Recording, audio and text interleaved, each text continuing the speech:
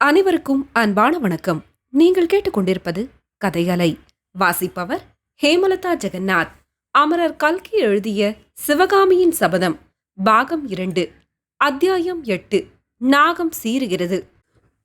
ஆரண்யத்தினால் சூழப்பட்ட தாமரை குளக்கரையில் மகிழ மரத்தினடியில் போட்டிருந்த மரப்பலகை சிங்காதனத்தில் சிவகாமி அமர்ந்து தன் மார்பு கச்சில் சேர்த்து செருகியிருந்த ஓலையை எடுத்தாள். பொல்லாத ஓலையே, பல்லவகுமாரரின் காதல் என் உள்ளத்தை குத்தி புண் செய்வது போதாதென்று நீயும் என் நெஞ்சை குத்துகிறாயா என்று சொல்லிக்கொண்டே அந்த ஓலையை கண்ணிலே ஒற்றிக்கொண்டாள். பிறகு சற்று தயங்கி சட்டென்று தன் செவ்விதழ்களில் அதை ஒரு தடவை வைத்து எடுத்துவிட்டு வெறுமையாயிருந்த மேல் ஓலையை அப்புறப்படுத்தினாள். உள்ளேட்டில் முத்துப்போல் பொறித்த அழகிய சின்னஞ்சிறு எழுத்துக்கள் காணப்பட்டன. கண்களில் ஆர்வம் ததும்ப சிவகாமி படிக்கத் தொடங்கிய போது, அக்கா அக்கா என்று பின்னாலிருந்து வந்த சத்தத்தை கேட்டு திடுக்கிட்டாள். திரும்பி பார்த்தால் அந்த மரசிங்காதனத்தின் கைப்பிடி மீது ஒரு பச்சை கிளி உட்கார்ந்து அவளை கூர்ந்து கவனித்துக் கொண்டிருந்தது. கிண்கணி ஒலிப்பது போல் சிவகாமி கலகலவென்று சிரித்துவிட்டு அந்த கிளியை பார்த்து, சுகபிரம முனிவரே, உமக்கு என்ன இங்கே வேலை? இளம்பெண்கள் தனிமையாக இருக்கும் அந்த புறத்துக்குள் ரிஷிகள் வரலாமா? அதிலும் பூஜை வேளையில் கரடி புகுந்தது போல் ஒரு கன்னிப்பெண் தன் காதலரின் ஓலையை படிக்கப் போகும் தருணத்திலா நீர் வந்து சேர்வது? போம் போம் என்று கையை ஓங்கி வீசும்போது அந்த கைவீச்சானது கன்னத்தை நெருங்கி வரும் காதலனுடைய கரத்தை தள்ளும் அபிநயமாகவே தோன்றியது. அதற்கேற்றாற்போல் அந்த சுகமா முனிவரும் மாட்டேன் மாட்டேன் என்றார். சிவகாமி மறுபடியும் சிரித்துவிட்டு கூறினாள், வேஷதாரி ரிஷியே, கதைகளிலே வரும் அரசலம் குமாரிகள் எல்லாரும் அந்த புறத்தில் உம்மை வைத்துக்கொண்டு எப்படித்தான் ரகசியம் பேசினார்களோ தெரியவில்லை. இருக்கட்டும் இருக்கட்டும், நான் பல்லவ ராஜ்யத்தின் மகாராணியாகும் போது உங்களுக்கெல்லாம் அரண்மனையில் இடமில்லாமல் செய்து விடுகிறேன். அப்போது அந்த விஷமம் நிறைந்த சுகபிரம்மம் மாமல்லா மாமல்லா என்று உச்சஸ்தாயியில் கீச்சு குரலில் கத்திற்று. ஓஹோ, அப்படியா சேதி?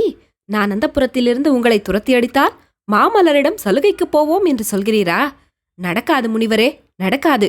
பல்லவ சிங்காதனத்திலே சிவகாமி தேவி அமர்ந்தவுடனே முதல் காரியமாக அந்த ராஜ்யத்திலே சோம்பி திரியும் ஆண்டிகள், பிக்ஷுக்கள், காவித்துணி தரித்த சந்நியாசிகள், மண்டை ஓட்டு மாலை அணிந்த காபாலிகர்கள் இவர்களையெல்லாம் நாட்டை விட்டு ஓட்டிவிடப் போகிறாள்.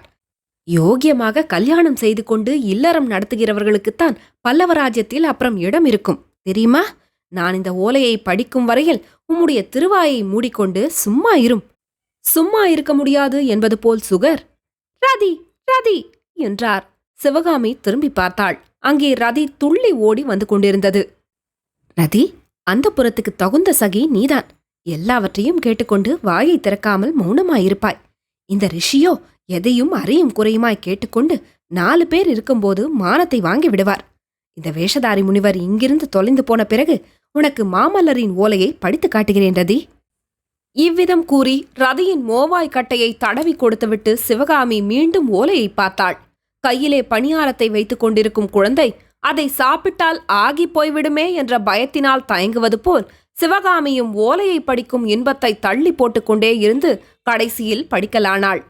ஓலையில் பிராகிருத பாஷையில் எழுதியிருந்தது பின்வருமாறு: பாரத நாட்டில் புகழ்பெற்ற சிற்ப சக்கரவர்த்தியின் செல்வகுமாரியும் சௌந்தரிய தேவதை அடிபணிந்து போற்றும் சுகுமாரியும் பரதநாட்டிய சாஸ்திரம் வலம் வந்து தொழுது வணங்கும் கலைவாணியும் மாமல்ல பல்லவனின் இருதய சிம்மாசனத்தில் கொலுவீற்றிருந்து தனியரசு புரியும் மகாராணியுமாகிய சிவகாமி தேவிக்கு. இனிமேல் ஓலை எழுத மாட்டேன், நானே நேரில் வந்து விடுவேன் என்று முன் ஓலையில் எழுதியிருந்தேன். அதற்கு மாறாக இதை நான் எழுதுவதற்கு 2 காரணங்கள் உண்டு. என் ஆருயிரே, முந்தா நாள் இரவு நான் ஒரு கனவு கண்டேன். அதை நினைத்தாலே என் தேகமெல்லாம் சிலிர்க்கிறது. கற்பனைக்கு எட்டாத இன்பம் நிறைந்த அந்த அதிசய கனவை கேள். கனவிலே நான் தூங்கிக் கொண்டிருந்தேன். ஆகாய வெளியில் அந்தரத்தில் காற்றுப்படுக்கையில் மிதந்து கொண்டே தூங்கியதாக தோன்றியது. அந்த அதிசயமான சொப்பன தூக்கம் எதனாலோ திடீரென்று கலைந்தது. கண்களை விழித்து பார்க்க முயன்றேன். ஆனால் ஏற்கனவே கண்கள் விழித்துதான் இருந்தன. மேலும் கீழும் நாற்புறமும் ஒரே காடாந்தகாரமாக இருந்தபடியால் என் கண்கள் திறந்திருந்தும் மூடியிருந்தனவோ என்று நான் ஐயப்பட நேர்ந்தது. உன் கண்ணிமையில் தீட்டிய மையை காட்டிலும் கரியதாய் என்னை சுற்றிலும் படர்ந்திருந்த அந்த அதிசயமான இருட்டை பற்றி நான் சிந்தித்துக் கொண்டிருக்கையில் எனக்கு சற்று மேலே வட்ட வடிவமான ஓர் ஒளி தோன்ற கண்டேன். வர வர அந்த ஒளிவட்டம் அகன்று கொண்டு வந்ததோடு அதன் ஜோதியும் அதிகமாகி வந்தது. கண்களை கூசச் செய்யாமல் குளிர்ந்து விளங்கிய அந்த பொன்னிற ஒளி வர வர என்னை நெருங்கி நெருங்கி வந்ததைக் கண்டேன். அருகே வந்ததும் அந்த ஒளிவட்டம் உன்னுடைய திவ்ய வதனந்தான் என்று தெரிந்தபோது எனக்குண்டான வியப்பையும் களிப்பையும் எவ்வாறு சொல்வேன்? சிவகாமி, விரைவிலே உன்னுடைய உருவம் முழுவதுமே தெரிந்தது. எல்லையில்லா அந்தகாரத்தின் நடுவில் உன் பொன் உருவத்தை பார்க்க பார்க்க எனக்கு ஒரு விசித்திரமான எண்ணம் உதயமாயிற்று. உன்னுடைய உருவமானது சாதாரண மனித தேகத்தைப் போல் ரத்தம், சதை, எலும்பு, தோல் இவற்றினால் ஆனதாக எனக்கு தோன்றவில்லை. நிலாமதியின் இளம் கதிரையும் மல்லிகை பூவின் இன்ப மணத்தையும் அன்னப்பட்சியின் இறகிலுள்ள மென்மையையும் செவ்வழி ராகத்தின் இன்னிசையையும் கலந்து உன் தூய திருமேனியை பிரம்மன் படைத்திருக்க வேண்டுமென்று கருதினேன். இவ்வாறு நான் உன் மேனி அழகாகிய மதுவை அருந்தி மயங்கி நிற்கையில் நீ என் அருகே நெருங்கி வந்தாய். என் முகத்துக்கு வெகு சமீபத்தில் உனது பொன்முகத்தைக் கண்டேன். காலையில் மலர்ந்த குவளை மலர்களில் பனித்துளி நிற்பது போல் உன் நீண்ட கண்களின் முனையில் இரு கண்ணீர் துளிகள் நின்றன. உன்னுடைய மூச்சுக்காற்று என் முகத்திலே பட்டது. அவ்வளவு அருகில் வந்திருந்த உன்னை தழுவி அணைத்துக் கொள்ள வேண்டுமென்று என்னுடைய தேகத்தின் ஒவ்வொரு அணுவும் துடிதுடித்தது. ஆனாலும் நான் அவ்விதம் செய்யவில்லை. என் உள்ளத்தில் ஒரு சந்தேகம் தோன்றியிருந்தது. உன்னை தொட்டேனானால் உன் திருமேனியானது நிலாமதியின் கதிராகவும் மல்லிகையின் மணமாகவும் அன்னப்பட்சியின் மென்மையாகவும் செவ்வழியின் இன்னிசையாகவும் தனித்தனியே பிரிந்து மறைந்துவிடுமோ என்ற பயம் ஏற்பட்டிருந்தது.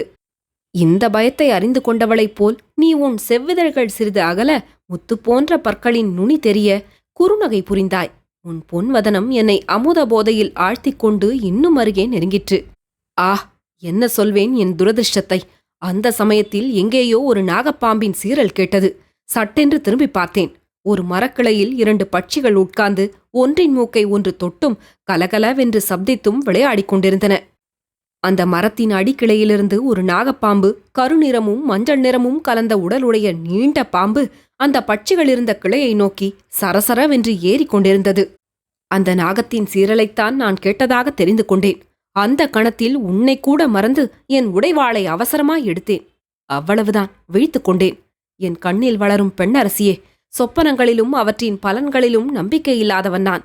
ஆனாலும் இந்த கனவுக்கு ஏதாவது அர்த்தம் உண்டா என்று அடிக்கடி என்னை அறியாமல் எண்ணம் உண்டாகிறது. உனக்கு ஏதேனும் அபாயம் வரும் என்பதை குறிப்பிடுகிறதோ என்று ஐயுறுகிறேன்.